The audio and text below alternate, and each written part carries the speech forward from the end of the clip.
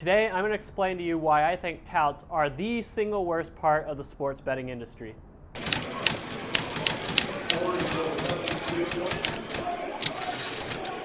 Welcome to Sports Betting Truth, where it is my goal to give you actual sports betting advice without the touting, shilling, hyper false promises. Now, in my opinion, I think touts are easily the worst part of the sports betting industry, a tout being someone who sells picks. And it's not for the reason you think. Yes, touts are scamming, lying, swindling con artists who scam people out of their money. Yes, they're pieces of garbage. Yes, they are liars. Yes, they are immoral. Yes, they are unethical. But that's not the main reason I hate touts. The main reason I hate touts is because they are the public faces and public voices of the sports betting industry as a whole. Anytime the media wants to do a piece on sports betting or whatever, they run to the nearest tout and get their opinion on the matter as if they speak for all people who bet on sports. And I have a problem with that. That would be the equivalent of going down to the strip and asking a psychic what they think the weather is going to be like tomorrow instead of asking a meteorologist. Because that's basically what touts are. They are lying scam artists who scam people out of their money by giving them false hype and marketing gimmicks to buy their picks. It really disgusts me when the likes of ESPN or the New York Times or some major media outlet cites a tout or uses a tout as a source for whatever they're talking about sports betting related.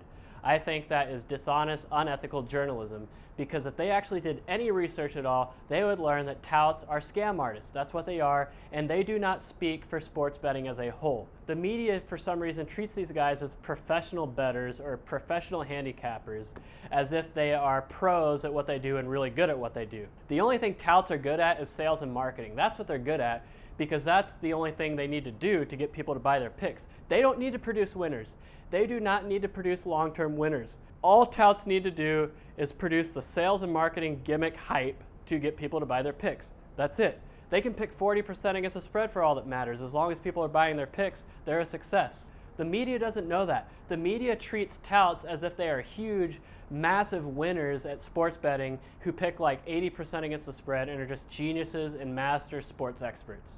ESPN is guilty of this. The New York Times is guilty of this. A lot of mainstream media outlets are guilty of this. Even local media outlets are guilty of this, or regional outlets and radio stations. I used to work in sports radio. Let me tell you something about the sports gambling shows you hear on the radio. I guarantee you most, if not all of them, are not actually radio programs produced by the station. Trust me, I have worked in sports radio before. I know how it works. Most, if not all, the sports gambling radio shows are actually a giant paid program. The tout or the tout operation buys a time block of advertising at the radio station and produces a radio show that sounds like a legit radio show produced by the station. But what it really is a marketing advertisement masquerading as a legit radio program. That's what it is. It's a paid program. It's no different than the infomercials you see on TV late at night, only it's touts pretending to have a talk radio show about sports gambling when what it really is a giant advertisement for their tout operation. And here's the problem with that. So an unsuspecting listener will tune into this program and say to themselves, oh wow, these people must be really good if this radio station is willing to give them their own show. They must know what they're talking about. I better look them up and see what they're all about. And then they look them up, see that they're touts, see all their marketing gimmick hype, and buy their picks, and that's how it works. They usher them in like lambs to the slaughter. It's no different when ESPN or Cowherd or whoever brings on their favorite tout to talk about sports betting. The average person is going to see this tout and be like, oh, this person must be a pretty big deal if they're on ESPN or Cowherd. They must really know what they're talking about. It lends the tout credibility that they do not deserve and herds people into their tout scams like cattle to the slaughterhouse. That is the problem with this. That is the problem when touts are the public face of sports betting. They get credibility they do not deserve, which just brings more and more people into the slaughterhouse known as a tout operation. Here's my policy on touts. I will never name them by name or by their organization. I don't want to give them any more publicity than they already have. But here's the deal. Cowherd and the like, Cowherd especially brings on his favorite tout. You all know who he is.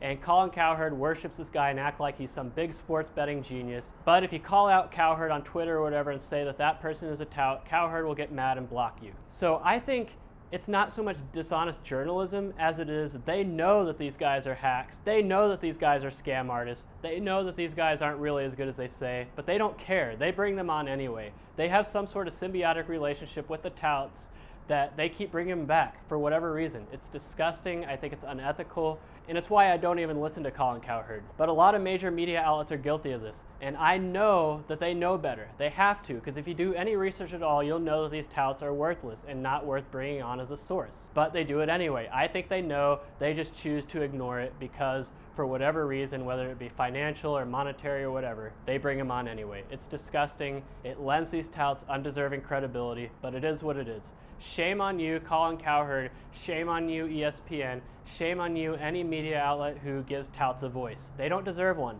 Do your research before bringing on a tout. If they sell picks, I don't care how ethical they make themselves sound. I don't care what creed they put on their biography or about section of their website. If they sell picks, they are scam artists. Ignore them. Do not give them a voice. Please. That is why I think touts are the worst part of the sports betting industry. They are the public voice, and that needs to change.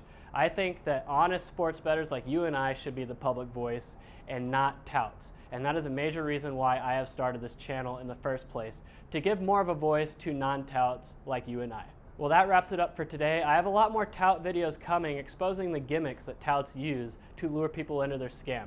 Until next time, this is Sports Betting Truth, signing off.